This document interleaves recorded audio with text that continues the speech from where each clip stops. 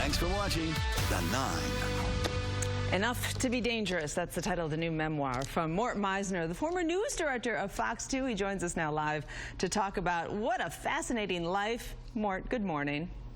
Hey, good morning. How are you? Boy, I'll tell you, I talked to Chris Wallace yesterday, and I said he needed a whip and a chair, and he couldn't. And I'll tell you what, he should have had them cut the mic. It was so crazy. What do you take away from that debate, Mort? What were you hoping for, and what do you think was the worst part of it? The format? Well, I was hoping for some civility and what have you. And look, when Donald Trump is involved, civility is going to be at a premium. I think that his failure to remove himself from the white supremacist movement and really, more importantly, lay out what his plan is for the next term were really blatantly missing. And sort of no one has picked up on this, I don't think. He also said at one point that I have News Corp in my corner, which, of course, that's who owns Fox. And that was sort of disturbing. All right, so let's talk about your book, because, and full disclosure, I should tell everybody that I met you. You're one of the first people. You're the guy who brought me to Detroit back in 1997 as the news director here. But boy, your life, that's just a brief snippet of your life, because prior to that, the things that you have endured from a rough childhood and fascinating experiences, this book covers a lot. Yeah, it does. I was smart enough to hire you and Rich Luterman. They were my last two hires, as well as Huel and a bunch of other people. It does cover a lot. You know, it starts out, the book starts out in 1959 when I saw a race riot going to elementary school in Northwest Detroit, and I didn't know what it was I was seeing, only that some black children were being bussed into my all-white school, and parents were out there yelling the N-word and threw a rock and hit a little boy in the face, a little boy of color, and that was the first time I really saw hate on display. And that sort of led you on a path to, as you say in the book, that you were very aware of trying to get rid of the racism and the sexism that was so prevalent in many newsrooms, right? Yeah, it really is and was. Even in our own newsroom at WJBK Fox 2, I inherited the beloved, everyone loves Al Allen.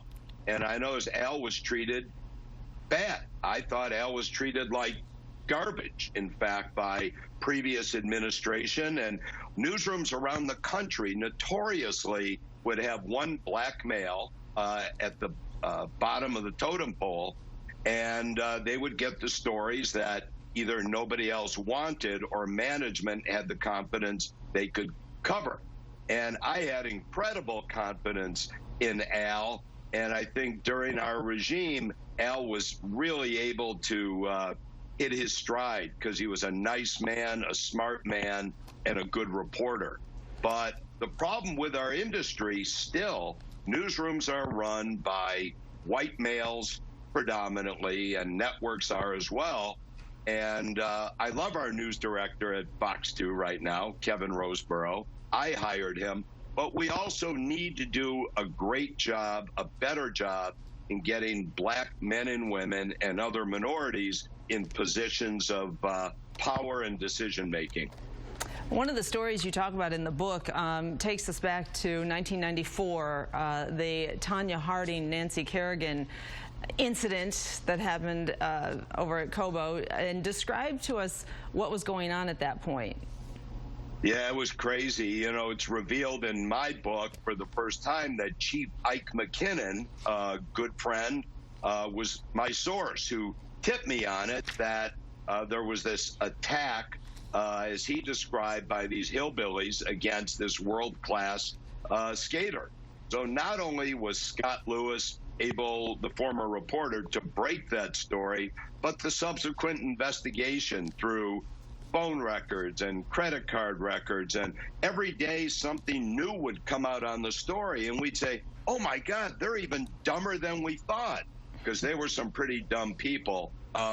Proudly, we won a lot of awards for that story because we were leading the country in our coverage, and many of the networks were following us, and we really set the pace on what wound up being an international incident. And while not the most impactful story I was ever involved with, it was the most covered, even if not the most important. What do you want people to take away from this? People who say, you know what, I am not super interested in local news, but what do you want people to understand about your book and this journey that you have been on? What can we learn from it?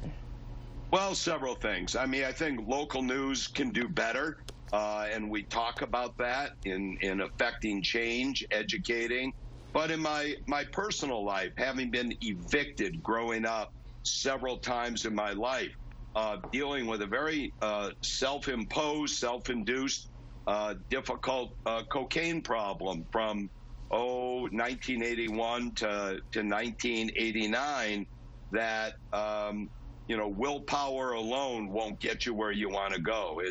It's important to want to quit and learn from your mistakes and move on from there. And I was able to do that. Look, I was really caught up when I was at ABC News and CBS News. If I said the names of everyone that was doing cocaine and other crazy things, your eyes might pop. But it's not important what they were doing. It's important what I was doing. And thank God that's 30 years behind me. There are some juicy tidbits in here, by the way. We won't mention any names, but I think people will find it interesting. Yeah, there are. And I want to say, because we're on WJBK Fox 2 this morning, I think you were a great hire, but hiring Huel Perkins in St. Louis and then bringing him here to Detroit, one of my great sources of pride, because we don't know anyone with a greater social conscience and greater ability. And I designate Huel in the book as the second best male anchor who ever worked for me, because nobody beats Bill Bonds. All right. Huel's number one to us right now, but I get what you're saying, Mort. And Huel wrote the foreword for the book. Absolutely, I see it. All right, Mort, thank you so much. It's fun. You got good stories, so always fun to talk to you. Good to catch up.